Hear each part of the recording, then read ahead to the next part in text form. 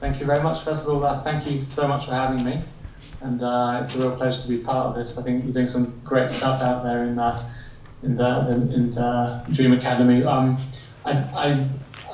just going to talk about a couple of things. I'll give you a little bit of background to what I do and what video journalism is all about. I'll introduce what I think it takes to become a good video journalist, whatever that means, and maybe a little bit about where I think the New York video journalist scene is going, and of course my dreams. But first of all, what is video journalism, and is it just cheap television? And the answer is yes, it can be, but it doesn't have to be. Video journalism started to really do good video journalism. You need to understand the roots and where it came from, and it all started in the late 90s when cameras started getting small and one person could make a video. And it sounds a bit crazy now to talk about this brand new concept of making a video with one person, but at the time it was new. It was a powerful new concept. So the idea was this: back in the late 90s, every studio on average had 4 cameras. Each one had to go out and make a film. If they came back with a film, great. If they didn't, there'd be a black hole in the program and there'd be big trouble. So what happened was, when these small cameras came about, suddenly 40 people could have cameras. If everyone went out to make a story, even if half of them failed, it wouldn't matter, because you've got so much product, and you don't have to come back with a story anymore. And this introduced this amazing concept of the freedom to fail. And that is what the root of video journalism was first sold as. You can go out and tell a story. If it doesn't happen, it doesn't matter. And it's so powerful, a concept, and I try to instill that in every program I make. Unfortunately, most times when you make a program, you don't get this freedom to fail, and I think it's a big shame. But I think with the freedom to fail, your dreams can happen. That is the only way to really to push out the boundaries and try new things. So that's the background. That's where video journalism started. So what does it take to become a good video journalist? I think you really need to understand your strengths. You understand what, for me personally, I love this freedom to fail concept, and every time I go out, I exercise it. It's a bit like, I always make an analogy of when you go out and tell, if you have a job interview that you don't really want to get the job, and you sit there and think, come on then, well, why should I take your job? And you're much more likely to find the job, you're much more likely to get the job, and I think we've all been in that position at some point. So, for freedom to fail, you've got to understand what is important about making a film. It's important to get the character.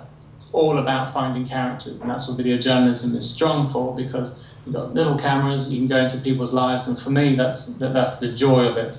Every day I end up in someone else's living room, and I get to go straight into the character. They don't really think they're going to be on TV with this little camera that I'm pointing at them.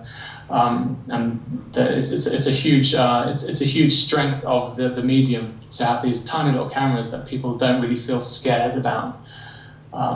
So having access is the other tool that video journalist has, and the sense of control, because you can really, you feel like you're in charge of this program. You're making something yourself. That you don't have to tell someone else what you're doing. You don't have to convince a producer of what you're doing. You just got an idea, you just go out and make it. And that's what I enjoy about video journalism. So that's pretty much the strength of it. And I'd like to, I'd like to think that this got a big future. When I arrived in New York 4 years ago, video journalism wasn't really happening. It was a whole new concept, and the unions were quite strong, and now it seems to really spread. And I see it all over Europe. In England, it's very big. The BBC really started off strong with it, and now, in Germany, you go to any news in news production, they'll have VJs working as a norm, and now it's starting to happen in New York, and it's very encouraging. There's a lot of opportunities for us video journalists out here, and it's very exciting. Newspapers, they're all turning to video journalism. It suddenly seems to be exploding, and if they use this freedom to fail concept, I can't emphasize it more. then that is the recipe for really good storytelling and trying new things, breaking out new boundaries and pushing the envelope and getting to really hear people's secrets, getting into the heart of stories. And that's what I enjoy about it. And I think it really fits in nicely with the whole Dream Academy concept, because without taking a risk, without trying something that might fail, it's very hard to fulfill a dream. I think that's what a dream is trying something. If it works, it works. If it doesn't, it doesn't. And when it does work, it's amazing what rewards you can reap. So there you go. There's 5 minutes of video journalism. I hope it's gave you an idea of what it's all about. I'm happy to answer your questions, or if you've got time for it, or whatever you like. If that made any sense.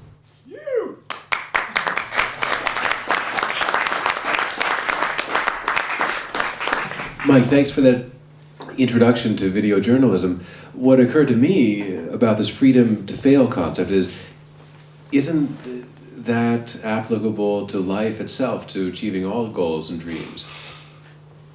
That's a really good point. I feel like when I talk about my dreams in relation to video journalism, is I really like to be able to make films with this freedom to fail, but my bigger dream is to be able to generalize that across everything I do, my life, be able to get my daughters, my 3-year-old, to experience the same. I think it's not unique to video journalism. It's everything you do in life. I think and I think it's one of the hardest things to achieve, because we're all scared of falling over. We're all scared of failing. But again, it's the most rewarding thing. But absolutely, it's right across the board. I don't think there's any area where failing is a bad idea. Failing is a great idea. Failing is what it's all about.